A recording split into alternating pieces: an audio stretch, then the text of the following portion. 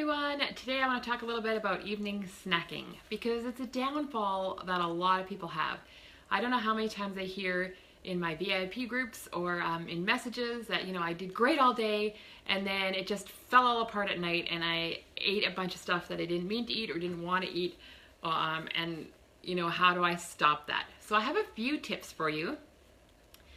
The first one is you need to look at what you're eating in the day, because sometimes this is happening because you're not eating enough calories in the day. Like I talk to people who have eaten like 800 calories all day, and then in the evening they're like ravenous and just eating anything, and they just simply haven't taken enough calories during the day. So you do need to eat adequately during the day. It's important. Drinking enough water is another thing that's really important. And you may not actually be hungry at night when you're looking for a snack. You may be bored, you may be thirsty. So, investigate all of those things first. Have a big glass of water and see how you feel. Pick a time that you're going to be done eating by and stick to it. Maybe it's you don't no eating after 6 or no eating after 7 or no eating after 8, depending on what your schedule's like and when your supper is. It doesn't have to be a specific time. But pick a time that is going to work for you. This totally works for me. Brushing my teeth. If I brush my teeth, then the idea of having to brush my teeth again for some reason keeps me from snacking. So it's worth a try. It definitely doesn't work for everybody, but maybe it'll work for you. And if it does, it's super simple. Distract yourself with projects. So, if I feel like snacking at night right now, I have a lot of guide badges to sew on my kids' sashes before next Monday. So I could distract myself with that little project, find a project. It doesn't have to be a long project, but just do a project. Bonus, you'll be productive and you won't be snacking. I also often, if I feel snacky at night, will have a cup of herbal tea. And sometimes it's not exactly food I'm looking for. I'm looking for a little bit of comfort. And so herbal tea does that for me. So it might do the same for you. And if you feel like you're looking for comfort, food isn't the best way to get it, but maybe read a good book or have a nice hot bath, something that, is going to give you what you want without, destroying your goals. Avoiding alcohol is a good idea because it tends to make you snacky. So if you're really struggling at night, for sure, at least avoid alcohol in the beginning.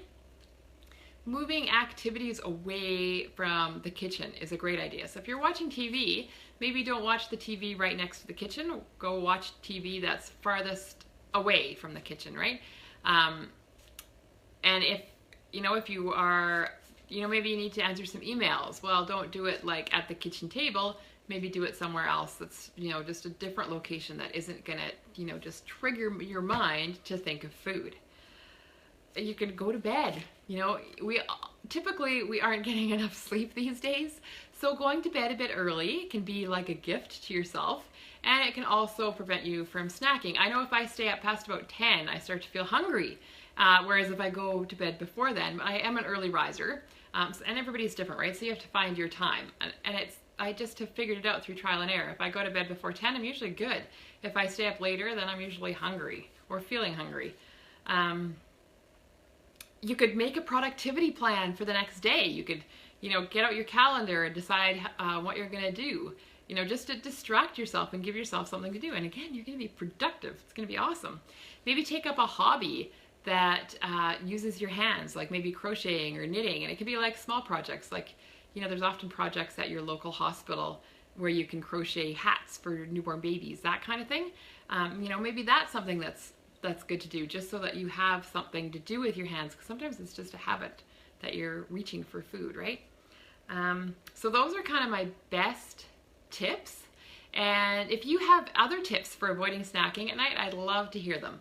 But if you know what you are doing isn't working for you and you want to, then you know that you need to make a change, because if you keep doing the same things that you've always been doing, you're going to get the same results that you've always been getting. So yes, making a change is not always easy, but it's usually worth it.